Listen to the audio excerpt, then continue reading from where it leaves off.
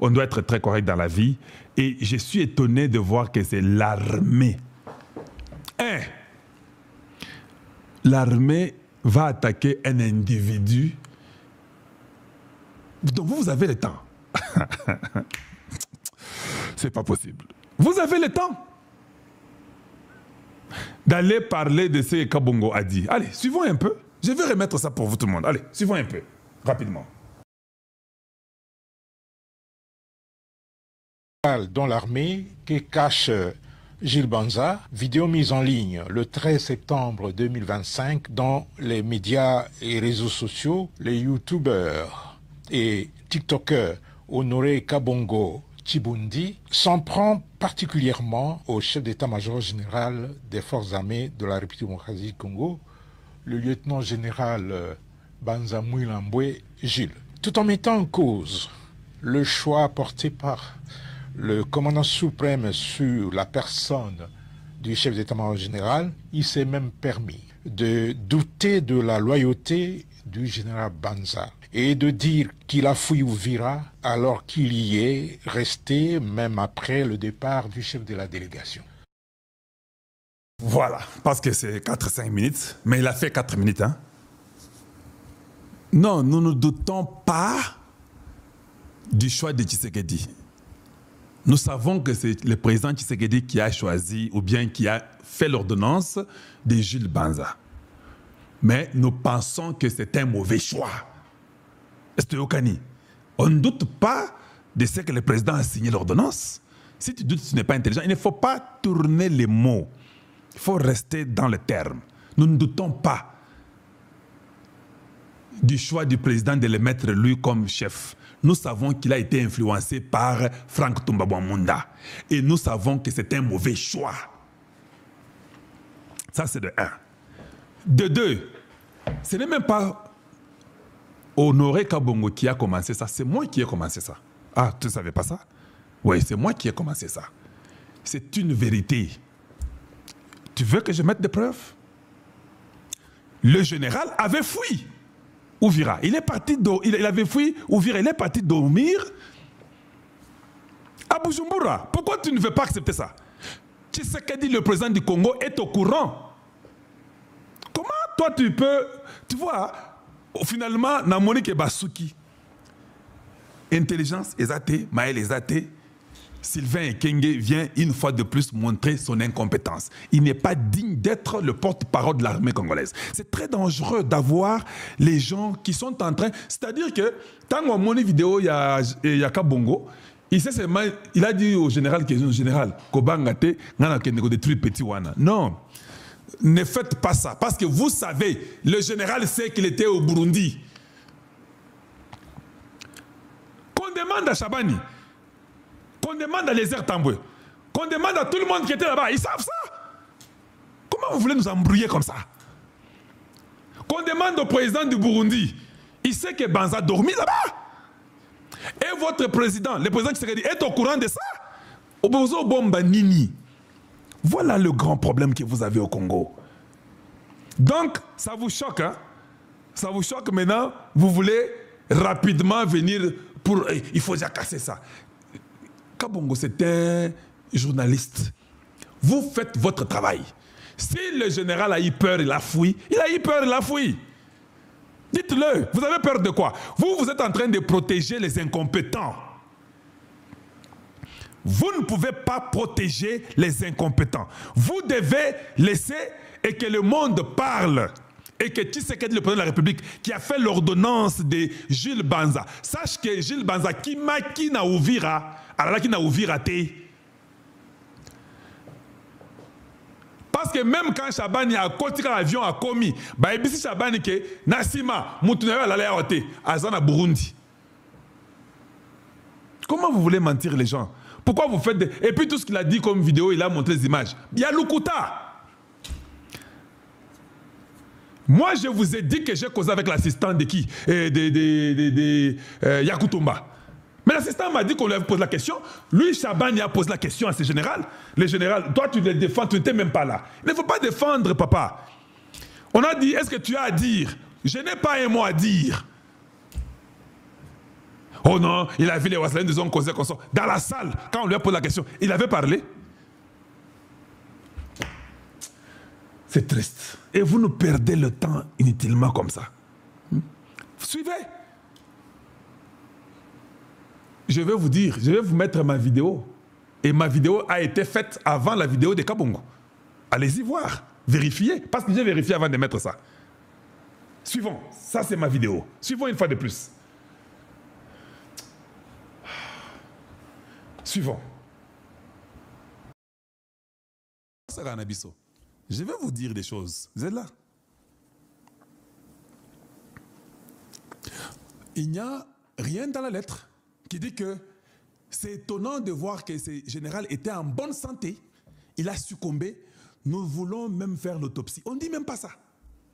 Nous voulons un peu faire même l'investigation pour savoir qu'est-ce qui a occasionné cette mort brusque. Non. Toutes les dispositions sont prises. Nous autres, nous avons acquis ça. Mes condoléances à la famille. Les chefs d'état-major présentent ces condoléances. Yangoana, nous avons constaté. Au nom des officiers, sous-officiers et hommes des troupes, les chefs d'état-major général des forces armées de la République du Congo présentent ses condoléances les plus attristées à la famille de l'illustre disparu, plus particulièrement à la veuve et aux orphelins. Je n'ai pas fait l'émission hier la nuit. Suivez maintenant. Je commence à parler de ça. Je n'ai pas fait l'émission hier la nuit. Pourquoi je n'avais pas fait l'émission hier la nuit? Parce qu'on m'avait appelé pour me dire que Général Nabino Azana Burundi.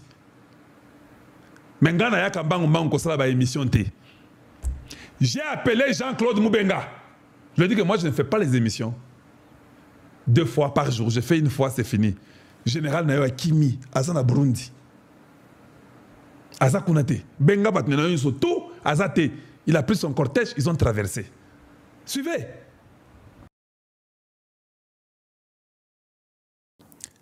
Est-ce que vous me suivez? J'aimerais que tous les Congolais m'écoutent et que le président Tshisekedi aussi écoute et que tous les militaires écoutent et que tous les peuples congolais écoutent. Je n'ai pas fait l'émission hier la nuit.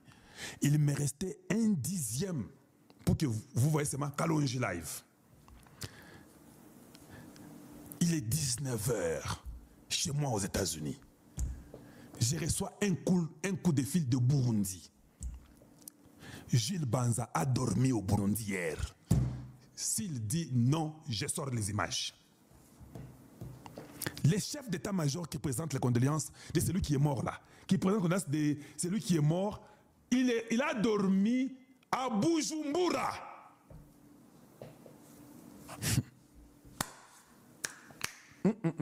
Ça, c'est pas un pays. Vous avez un problème. On vous envoie une mission officielle à Uvira. Il est 19 h aux États-Unis. Certainement, il est 3 h du matin, je pense. Là-bas, ou 4 h du matin. Tu dors à Bujumbura. Tu quittes Uvira. Tu dors à Bujumbura. Les chefs d'état-major de l'armée congolaise, Jules Banza. Est-ce que nous rêvons ou quoi? Quand ce gars ici est mort, lui était déjà parti.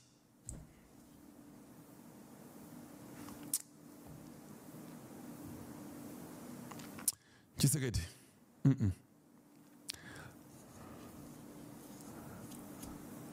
Banza ne peut plus être chef d'état-major du Congo. J'ai dit, Jules Banza ne peut plus être le chef d'état-major du Congo. Moi, Dianvita, si tu es mon frère, enlève-le. Vous avez suivi? C'est la peur qu'ils ont, parce que dans les médias, tout le monde en parle. Oh, pour votre information, j'ai aussi fait le message au président de la République. Avec des preuves que le Tongar est au Bujumbura, ceux qui sont à Bujumbura, ceux qui sont wapi. Donc, qui sait est au courant? Hey.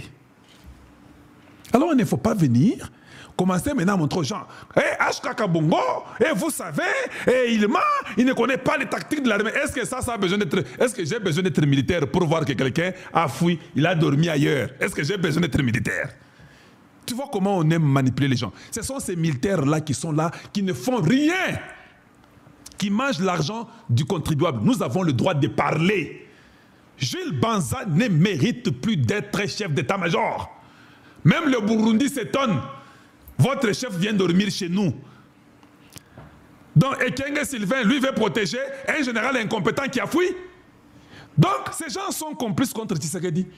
Tout le monde là, les Kenge Sylvain, les Franck Tombabouamunda, les Chiwewe, les Jules Banza, la même clique des mêmes individus qui avaient conspiré, qui ne voulaient même pas que cet homme ici de Luboya soit à la réunion avec le fils de Museveni, Batumoko Mokowana. Ils n'ont jamais amené à Tshisekedi un plan pour dire comment on va reprendre Bunagana. Il est chef d'état-major en quoi? Chef d'état-major Yanzala. L'armée congolaise rejette fermement les propos tenus le 13 septembre par les youtubeurs et tiktokers Honoré Kabongo Chibundi. Ce dernier, dans une vidéo virale intitulée « Scandale dans l'armée que cache Jules Banza », accuse le général Banza d'avoir fui la ville. Général Banza, tout la moussia, ça. Général Banza fui Ouvira. J'étais aussi informé. Même si vous demandez à Gustave Kalonji, il était aussi informé. D'ailleurs, c'est Gustave qui m'a appelé pour me dire, mon cher, Banza fui Ouvira. Moi, je dis non, il a fui comment? Il dit, il a fui. Banza, on est. Banza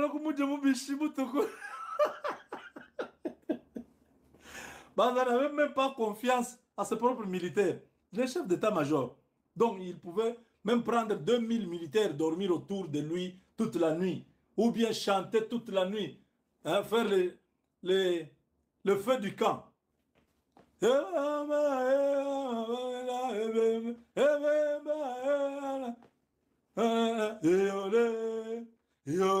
Toute la nuit. Il pouvait demander ça à l'armée de faire ça. Comme ça, lui dort, il sait qu'il n'y a pas un danger qui viendra. Banza a eu peur.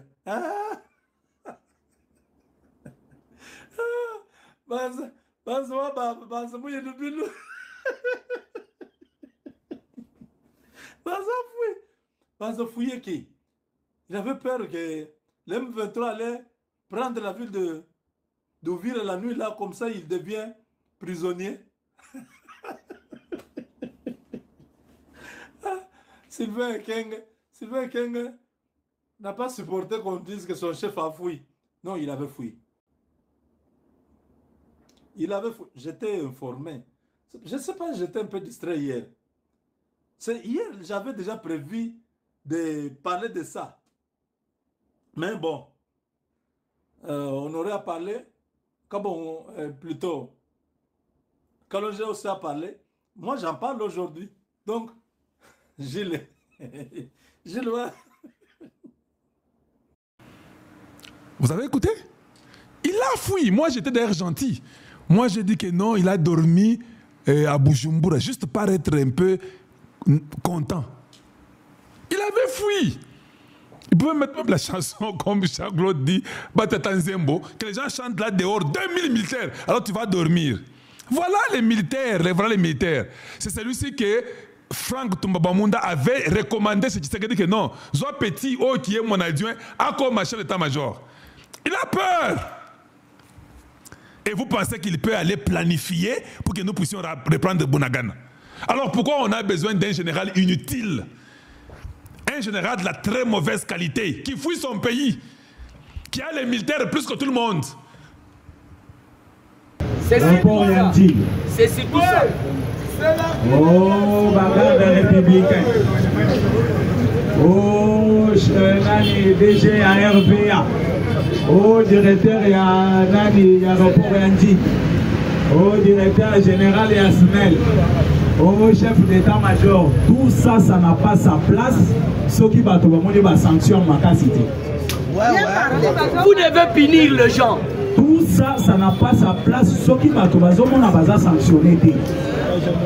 Parce que Baoyo Tokanga Nandolo Batondi 700 Rwandais Bazo 50. Bazana Bambe tu ya bien. Bazo lia bien. Bazo lala bien. Bazo bota peka kanakati ya prison na bati na bango bakebe aboti na bango ba. Donc cela veut dire que Baoyo Bazali Banda bako continuer kaka buzo.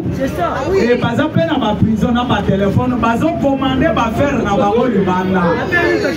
Et monsieur biloko boyote kaki ndeni na moni mbongo ekotaki otana hôtel otindeli na rapport. Est-ce que vous pensez que bao bazali banda ba koteka kozala buzo? Mais na lingi na ebisa bino eloko moko. Lelo soki bazwa ta 10 personnes. Mathieu bango na triomphant na ba petit bango masasi. Na éviter que mon ça la ressource le problème c'est quoi? Le chef de l'État dans le Bakaelo tout le temps. Moutou akeli ngai, akeli est chef de l'État.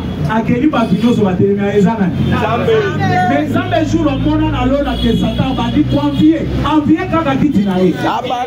Vanda. Alobi Gabriel Ozawat. Luka ba petit no nyonso bayanga. Basimba ba Mikael plutôt. Basimba ba Milani. Ba we machete basala nini? Et maintenant Kulune kota na lolo. Kuluna esala nini? Webi place Kulune bandela. Na lolo. Oyoki Bible elobi que il y a guerre au ciel. Alors, il y a guerre et il y a Bitumba et Salamana l'eau. Bitumba, objectif de la Salagini. Parce que Satan envie qui quitte Yanzam. Mais il y a comment tu vas aller quand vient qui tu n'as eu. Moi, il va à la Napoli pour les Yanzam.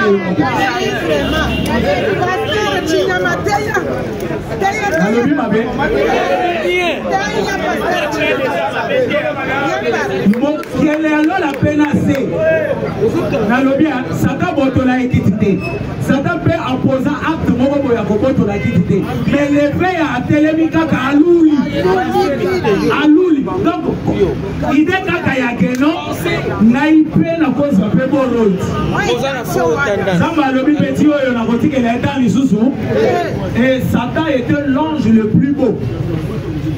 L'ange de lumière qu'on appelait Lucifer. Donc tout babandaki confier Satan alors. Mais ça batala beauté na été.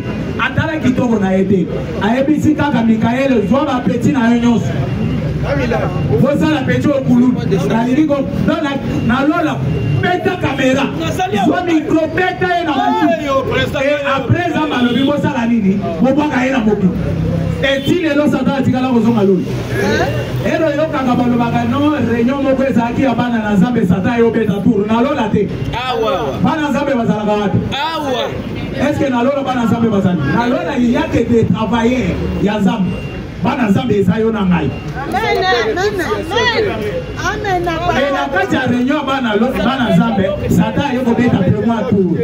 Yo ka place ba tunga eke non est-ce que omoni musali na najo ba musuba lobo ezaki na lolo bana zambe bazala na lolo te parce que jusque là mutu moko ta tika lo matalolo mutu ako sorte bazala ka réserver que ba te bible les autres baboy c'est justement personne n'est descendu du ciel, personne n'est monté au ciel, si ce n'est que celui qui est descendu du ciel.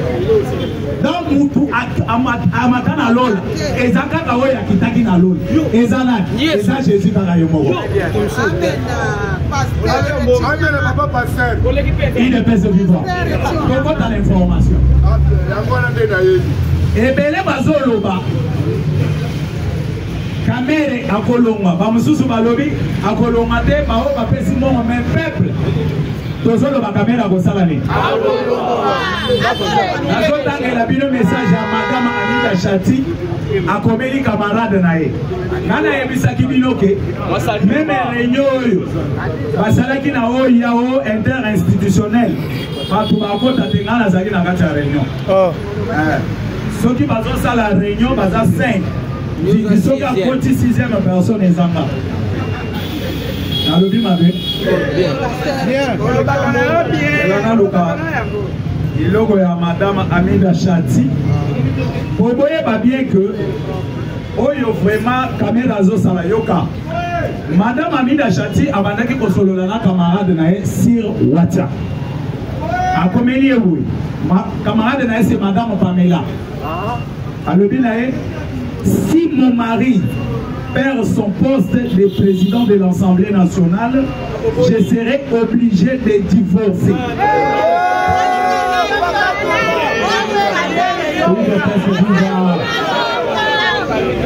UDPS Viva. Yoka raison. Apesi raison na ya lobi soki caméra perd de poste d'Assemblée nationale, il est obligé, elle est obligée de divorcer. UDPS Viva. Je serai obligé de divorcer pour protéger mes biens, car s'il perd cette fonction, il pourrait rejoindre ses amis Joseph Kabila et consorts, et parce que chaque jour il est en contact avec tous ces gens-là.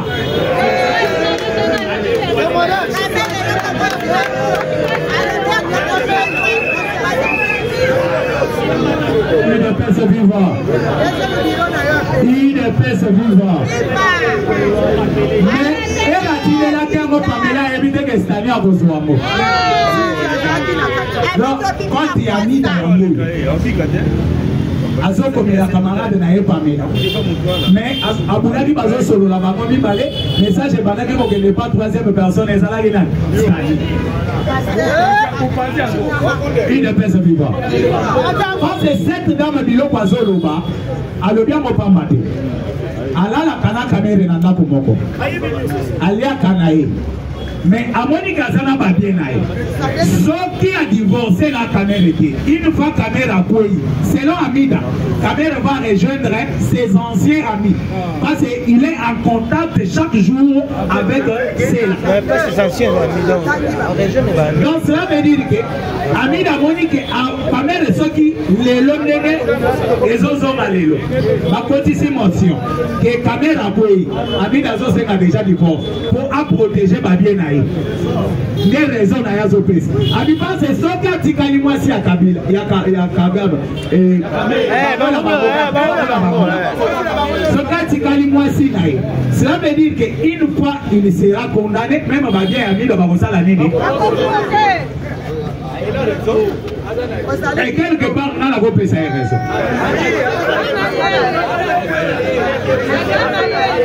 UDPS Viva. UDPS Viva. La nation qu'on a épissaillé. Vital Kamere.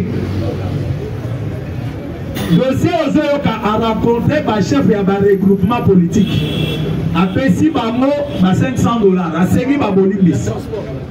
Le problème c'est quoi? Kamere a kendaki kozwa nyongo na banque. Banque moko en place. Que je ne vais pas citer les noms, à qui a des films on a combiné autant de millions de $.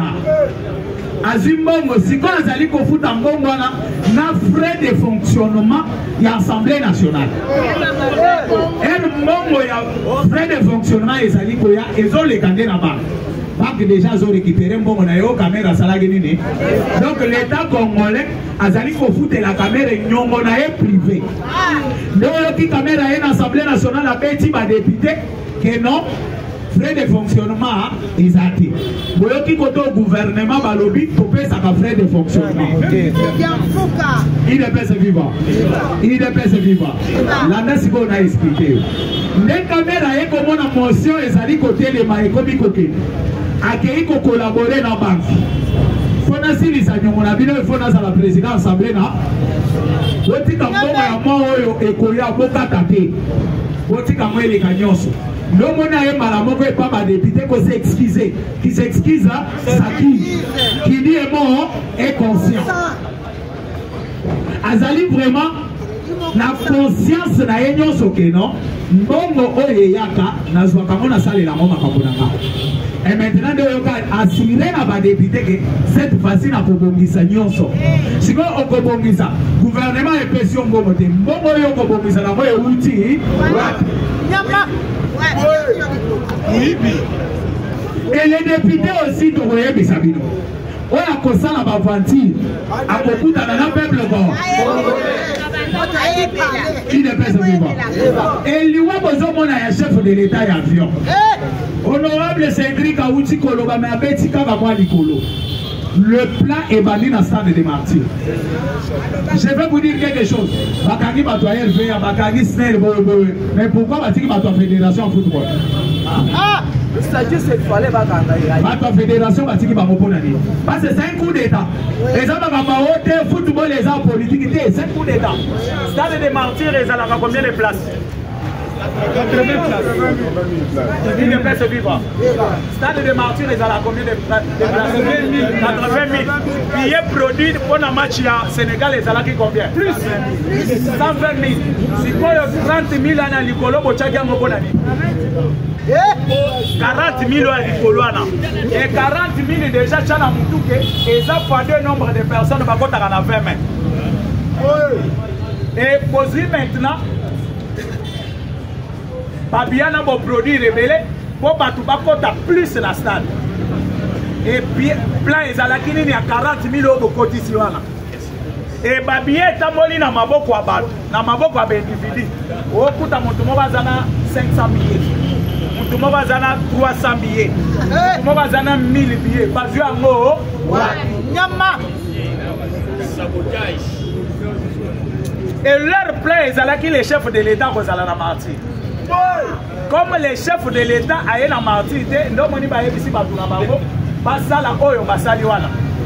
il ne peut se vivre. Il ne peut se vivre. Natika. Oh, le basque. Il ne peut se vivre. Chers compagnons d'élite, elle va trouver que le chef de l'État est stabilité. Nous moni baebisi batuna bango basala sabotage wana basalaki. Et pour votre information, bakangi ebele bakotika bango te soki ndeko na zakuna abebi. Abebi. Il ne peut se vivre. Et les chefs de l'État accueilli mbala moko na Astana. Kuna na Kazakhstan. Akendaki kosalani. Nayoki batu bazolo ba accueilli kokata ba contrat non. Il n'y avait pas un contrat entre la République démocratique du Congo et Astana. Contrat entre Kinshasa et Astana et Zalagité. Le chef de l'État, en connaissant bien que Babia ya Kabila nyonso et Tikali, akei kobo mamon Astana. Babia nyonso ya Kagame et Tikali Bakani et États-Unis, akei kobo man Astana. Ya Katumbi bakei kobo man Astana. Pourquoi bakei kobo man Astana? Vous bien que Kazakhstan, la République démocratique du Congo, tous une relation diplomatique à ta moko. Le chef de l'État a lobby Thérèse Gaïkwa Mayaka, qui est dans Kazakhstan, qui a créé une relation diplomatique dans Kazakhstan. Le Gaïkwa Makenda qui d'abord après le chef de l'État est allé conclure. Et dans la minute où nous sommes au Kazakhstan, nous avons des relations diplomatiques. Nous avons des relations diplomatiques. Tous les biens de Kabila, tous les biens de Katoum, tous les biens de Kagame et Nakatia, Kazakhstan et Kobi Malisusu. Parce qu'il y a des gens qui se sont posés des questions. Comment moi mboka ya mukebo eza lokola Kinshasa? Chef de l'État a été relation à l'île. Non. Kabila Malinga qui va condamner depuis le vendredi. Et le Lenga Kabila Linga qui a condamné. La Yebisa Kibino na droit international. Et Zaliboy. Ce qui est un étranger. À côté de Mboka Yabat. A une identité Yabatouana. A Saliba crime na Katia Mboka. Tous les biens à gagner dans Katia Mokawana. Makoboto la ye yangonyo. Donc Félix Antoine Tshisekedi Tshilombo. Azana Katia pour identifier Bisikanyo ce biloko à Kabila sali nini? Sali. Donc mon aki voyage na Kazakhstan. Dès qu'on kende na. Kagame na batu na ye. Bamoni yango sikoyo ke non. Awa tosali nini? Tosuki. Lolenge tosuki. Il faut tosila nanayi. Va monter plan. Yako comme chef de l'État dans quatre avions. À partir de Astana, avion avant de décoller. Pilote a eu message dans le téléphone. Est-ce que vous voyez que le pilote a bombé à mon moi aussi? A eu message dans le téléphone. Nayebi Sakabino tout le temps n'est pas ça. Il ne peut se vivre. Au moins il n'est pas télé mission sur Amibali. Voici. Basignon sur bazar, mais pas le tout aux arbres. Lengo telemi boy, na ebi salabino tout le temps. ezana mutu akosolo mabete na vie na yo eza mwana na yo mwasi ata opesi poison na ba milliard bomata ata na yo akosala ngo te mais mwasi na yo akosala ngo et mama pe mwana na yo mobali akotikalaka kosala yo mabete mais mobali na yo akosala il devait se vivre. Mais la dame, une fois message continue à téléphone. Chose grave. Bakomeli pilote. Nous allons exécuter maintenant notre dernier plan. La dame a un message. Numéro inconnu. Nous sommes à vérifier. Accueillez pas chef d'aviation et à présidence. Ayebise non, mon consultant le message. Nazoé batté plan ni balingi pas passé na dernier plan. Sachez bien que le chef de l'État a besoin matana avion moko.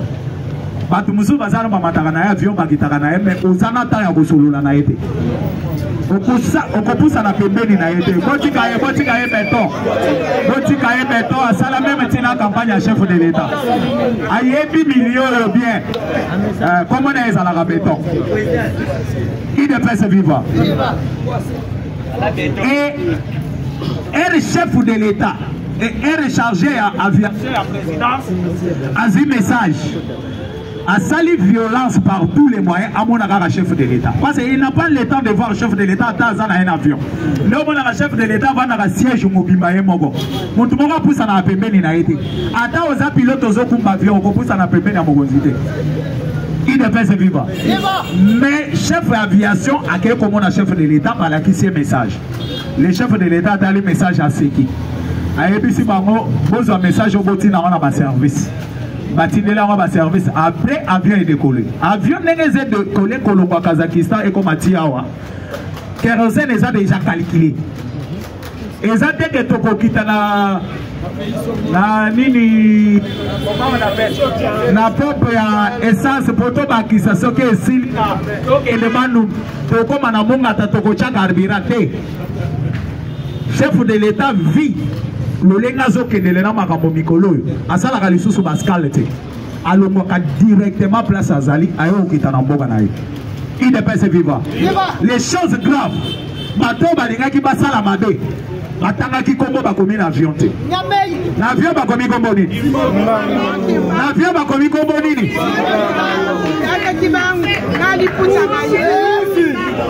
Il ne peut se vivre. Et le chef de l'État est Razali Koya a commis la zone déjà Yanidi contact et Katani entre tour de contrôle et aéroport en avion. Et avion est banni pour ça. Si et continue la zone et atterrissage. Aéroport est mon anate. Courant est zati. Contact pays à aéroport et les katé. Tour de contrôle pays et au Canada avion. Je me pose des questions. 24 heures avant chef de l'État à Kita. Les soldats bazalaga déjà déployés partout. Depuis Tongo. Donc ce gars qui a 2 heures à Kita. Donc 6 heures. Tarmac d'ailleurs n'a pas payé pour soutenir les États-Unis. Donc journal à Mobimba vient à mon réseau dégolé. Il ne peut se vivre. Parce que quand l'aéroport est Nazoya, quand le Moka Nazoya, et néanmoins, il va freiner qui Ethiopia Airways. Ethiopia Airways est déjà 4 heures en retard et en décollage. Babada qui cause la carte chef de l'État qui dit, Bango Siko Yubaki. L'avion est bandit Kobalo. Mais garde républicaine, nous avons besoin d'attaquer le commandant aéroport, le commandant garde républicain aéroport. Mais numéro 1, garde républicain Kabi Azalaki Wapi. Et vous oubliez aussi Azalaki Wapi. Numéro 1, Kabi Bisso Tokoutier colonel, au commissaire général, 2 étoiles et pays sous. Aner Bazalaki Wapi. Air courant et au moment où chef de l'État à Kita, déjà ma service Bazalaki sur place, il faut pas qu'on tout Bazalaki dans l'aéroport.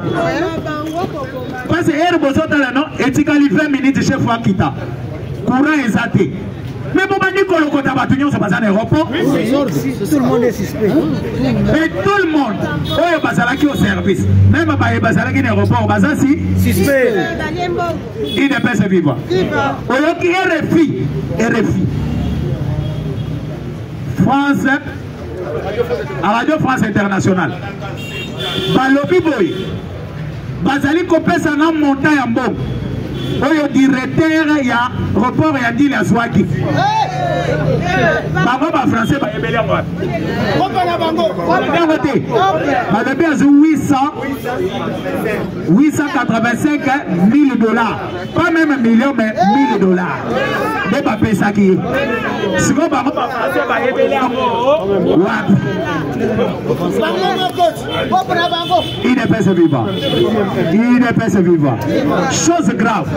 La dame a banni comme à l'hôtel avion pendant 40 minutes. Et ça qui a 3 plans. On va préparer. Le premier plan, avion et aussi la kérosène et gomamanaramoko et pasagi. Le deuxième plan, c'est que avion et zobamanate tokoki kobe tango likolo facilement. Et le troisième plan, ce qui m'a monique avion et zokidate tokoki ko décider bakende na maya. L'aéroport et déjà il y avait déjà une bataillon mopimba ya barwade na maya. Parce que bayeba kike soka zika ka maya kokitate akolinga kaka kokende maya. Une fois chef de l'état kitaki kuna balinga ke bazo avion en otage. Biloko babeta masasi balinga babeta te. Parce que bayebi ke soki to betie na Brazza.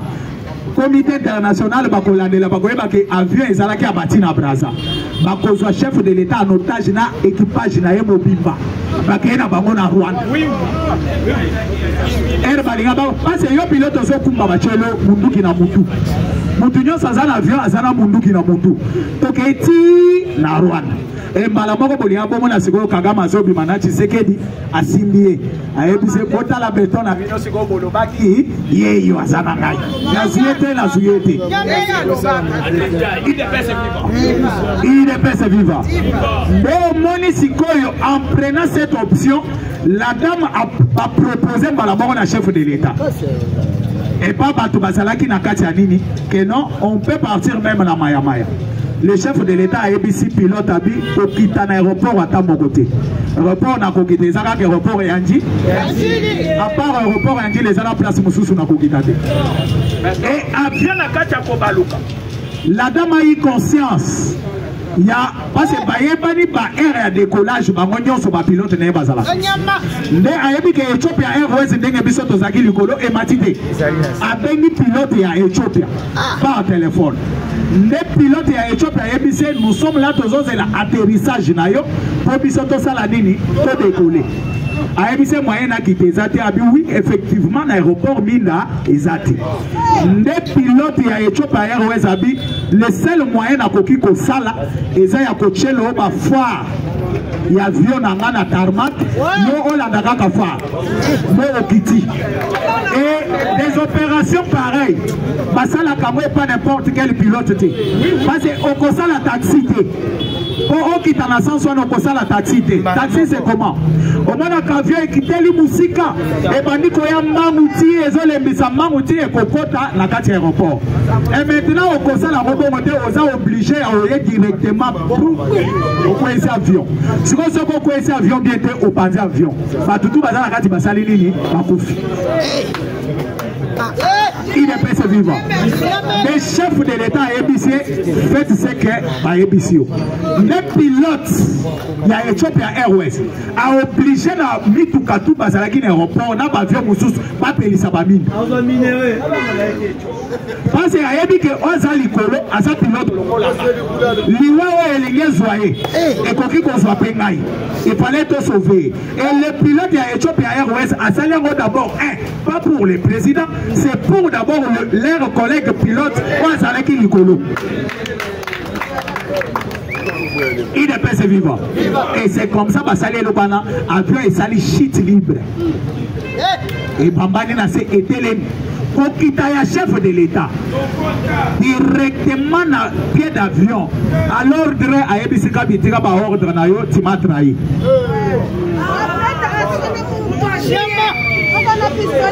IDPS vivant. Ayebi sait clairement que ce que tu as fait, on appelle ça la trahison. Comment je peux traîner l'icolo 40 minutes? Mais bino na sawa bovandi à l'aise. Léomoni Malamoko Ngoma, qui est le directeur général de RVA. A sali lettre ya ko suspendre Malamoko commandant ya RVA. Landa sikoyo na ebisa yo. Ngoma nandeko ndundo yo bayela biso ya IDPS azana SNEL. Batwana mibale. Nana chapa mona liste pour bazala ba DG. Est-ce que nana lobi koma butu? Alobi nana chapa mona liste bazala ba DG. Je vais vous montrer un exercice simple et clair aussi. Ngoma, vous savez, na loala bapona kosala discours apambo ngoma akokate. Ayeba kotanga te na loala bana miswa bato. Et je me pose des questions. Pourquoi parti na biso bato ya mayele bazali ebele? Vous préférez toujours couper sa poste na ba incompétent. Bobanga ka bato ya mayele pona IDPS vivant. IDPS vivant. Chers compagnons d'élite, c'est fini. Tous les ennemis de la République, comprennent à moi Salinini. Awa tozo solo la nabino. Ko Kagame na batu na yeba lobby. Une fois guerre terminée, ba Congolais bazana M23 ba kota na Rwanda te. Bolandi ete. Bolandi bagote. Parce que makambo bitumba na est de la République na yebisa kabino na be ezanyoka bakati mutu mukila kaka ndezo bouger et le lenge esilibongo o etikali bakomi osala nezi ya ba manœuvre parce que président plus la uti ko expliquer bino plan o bazala kino et le plan le lenge simité o epe bazala kina ngoko to esimité ba Rwanda o bazana kati ya République démocratique du Congo awa na Kinshasa na minito oh naza utu naza tuti tanke oza Rwanda zalala no musi eri tokobongisa makambo nde tokoya pense tokobongisa na biso mais toyebi te soki mbula ni mais bozala nano musika peut-être tokobongisa na président mosusu akoya après Kagame mais musika soko oza Rwanda parce que le plan ya ba Rwanda ezalaki nini Tshisekedi azolinga biso te Tshisekedi azopesa biso baposte te nde omoni banyamurengi bafundi bandeko na bango moko balobi nini balobi soki Tshisekedi alingaki biso te tozana Alexis Kizar aza ministre tozana bato ebele baza na baposte bino ba Rwanda nde bolingi biso te parce que vous cherchez des problèmes avec les Congolais de façon que biso tozala mal à l'aise bino nde bozoluka ba problème na bako tovandi place au des années ba Congolais batikala osala biso mabe te biso kaka nde tosalaka bango mabe wana nyonso wana pona nini pona betere na bino biso tozo souffrir na minembo na bazambo mais bino bovandi na banda ku climatiser IDPS vivant. Viva. IDPS vivant. Viva. Place Moulili Ezalia. Malinga Kali. Au monde des États-Unis, Babomi sénateur américain. Oui, oui. En plein meeting Babomi. Pourquoi? Parce que ça les mélades fois des fois. Parce que Bazomo n'a pas façon Zoé là déjà Babi remplacé à Trump hier. N'est-ce qu'on remplacer Trump pour éliminer avant. La meeting en plein meeting quand on est d'autres membres Babeti Massas. Il est mort. Il n'est pas vivant. Mais dans le Congo, ce n'est pas que par ce Félix Antoine Tshisekedi Tshilombo c'est Dieu. Et le Koya Salaki na stade de martyrs. Les Anakati à protéger. C'est la dernière part. Je dis et je vous remercie. Et puis, il y a les gens qui disent Kalonji, quand vous dormez là-bas, et Nang est en train de préparer les militaires et consorts. Je dis, Nang est en train de préparer les militaires. Quels militaires qui ont été formés dans 7 mois? Quels 7 mois? Toi, tu crois que ces militaires-là vont faire la guerre? Ils ne vont pas faire la guerre. Ils savent. Je vous informe, ils ne vont pas faire la guerre. Les jours qu'on les largue seulement, ils vont fuir. Tout dans tous. Ils savent qu'ils doivent faire fair play. Ils doivent faire fair play. Ils doivent faire fair play. Alors je suis parti regarder les militaires. Ndeba militaire Angoyo Oyo Nanga a formé 7400. Qui vous a menti comme ça? Hein? Regardez-moi. Regardez-moi, ça c'est une femme militaire. Elle est déjà enceinte. Hein? C'est ça les militaires de Nanga. Vous jouez avec un pays, vous êtes là. L'aventure partout. Regardez mes mitaines. Ça même mon fils de 10 ans peut le taper. La taper cette maman ici, je vous dis. Cette maman peut courir seulement 10 mètres. Elle est déjà enceinte. Elle va courir par où? Comment? Dites-moi un peu. Ce sont les femmes qu'on est parti former les hommes. Et ils sont déjà engrossés pendant qu'ils sont là-bas. Vous jouez beaucoup avec la vie. Hein? Tous autres se préparer, tous se préparer. Vous vous préparez. Regardez les militaires que Nang est parti préparer. Ça sont les militaires que Nang a préparés pendant 7 mois. Hein? La majorité des femmes enceintes. Ceux qui vont moko, comme le général Choué avait dit quand on avait tiré une fois le Bumbashi, il demande à sa femme de prier. Jésus, Jésus, général, 4 étoiles qui crie Jésus quand on tire une balle. Nous les civils là, on regarde pour dire côté nini. Le général qui crie oh Jésus. Quand vous êtes des affairistes là, vous êtes moins qu'un civil. Hey, vous avez vu les militaires de Nanga sont là. C'est ça les militaires qu'on vous a dit que non, ils vont maintenant et puis boss la Pretoria. C'est ça les militaires. Hein? Regardez-moi les militaires, ils sont là. Vieux Ouazana Katikati, un Rwandais de sang. Il a 62 ans. C'est ces militaires qui vont se battre. Vous voulez envoyer ces gens à la boucherie pour rien? Osez! Envoyez-les! Nous attendons. D'ailleurs, ils vont fuir eux-mêmes. Les jours que je vais seulement entrer dans la population, je disparais. Ils ne vous aiment pas pour vous, les Rwandais, là, ils ne vous aiment pas. Vous pouvez tout dire, nous en avons nombreux, ils sont en train d'être préparés. Bango, et puis j'ai demandé à un gars, un homme très intelligent. Papa, on dit que ces gens sont à 7400. Est-ce que il dit arrête, ils ne sont pas plus de 1800. Tous les gens là que vous voyez là, ils ne sont pas plus de 1800. Ils les ont eu où? C'est la question qu'on m'a posée. Parce que le gouvernement congolais connaît combien il avait envoyé à Goma. Le gouvernement congolais n'avait pas envoyé plus de 5000 personnes. Maintenant, avec les autres là qu'on nous mentait que non, bataillons tel, ils sont au nombre de combien? Il y avait que moins. Sur 1000, il y avait 30. Donc, ils ne peuvent pas être à 7000 parce qu'il y a eu des morts, il y a eu tout ça. Comment ils reviennent, ils sont à 7400? Quand ils aiment mentir, est-ce que les gens là, des Rwandais là, peuvent dire la vérité?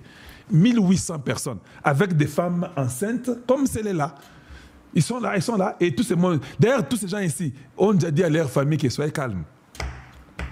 Soyez calmes. Quand on fait seulement, hey, on nous largue là, nous sommes partis. Tu vois, on peut nous montrer une vidéo, mais quand ça arrive ici, on ne montre pas tout le monde. On nous montre les particules, Bilonyaba Rwandais. C'est ce qu'on est parti former à Rumangabo. C'est ça. C'est ce qu'on est parti chez. Ne vous en faites pas, il n'y a rien dedans. C'est un mensonge, une manipulation. Il n'y a rien, je dis il n'y a rien. Et nous sommes là, avec des vieillards comme ça. Vous croyez que nous allons croire des Rwandais comme ça qu'on peut voir facilement. Papa Mukolo. Oh, papa Mukolo. Un Rwandais, Matoyi le kola Ngungi. Ngungi, c'est Amélie, Soki, Makila, et puis Yewana. Papa, c'est Mukolo. Il veut seulement fuir. Le moment qu'on libère ce papa dans la cité, la vitesse avec laquelle le papa va partir, vous allez regretter. Il y a quelques Congolais qui sont là-bas. Vous croyez que ces Congolais là-bas vont faire la guerre? Vous êtes malade ou quoi? Hein? Et même savent seulement qu'il fallait seulement qu'on s'en boue pour mentir aux Nations Unies, dire que nous avons maintenant des militaires et qu'on s'en... Non, il n'y a rien. Les jours consistent... Vous regardez derrière comme ça. 32, ou tout ce qui reste là-bas, tout le monde est déjà parti dans la brousse. Parti. Et c'est comme ça. Ils ne peuvent pas nous importuner avec des bêtises inutiles. J'ai vu les gens, Kalonji, nous avons vu, 7400. Donc toi, tu crois que Nanga peut te dire la vérité. Depuis qu'il a commencé, il ment toujours. Il n'a jamais dit la vérité. Dernièrement, il commence à être les défenseurs, l'avocat des Tutsis. Ah oui, dernièrement, c'est ça. Je n'ai pas voulu vous montrer. J'ai trouvé qu'il est déjà un homme mort, vendu, inutile. À Okufa. Et parce que Nassina Bino, Bango Bakufa raté, Bino ne Bakufa. Yinda Okufa. Voilà, donc... Il ne faut pas embrouiller les gens avec des stupidités inutiles. Il n'y a rien dedans. D'ailleurs, je ne peux pas dire ça parce que je peux créer des problèmes à ceux-là qui sont dans ces groupes-là. Je suis en contact avec beaucoup d'entre eux. Bobangate, soyez calmes. Les jours qu'on leur donne seulement les armes, c'est quand vous comprendrez. J'ai tout dit. Hein. Les jours qu'on va se dire, et qu'on leur donnera tous Les armes, c'est quand vous comprendrez que Nang était un vrai rêveur. Maintenant là, on ne leur donne pas les armes. On les forme, ils se rassurent qu'il n'y a même pas un couteau là-bas.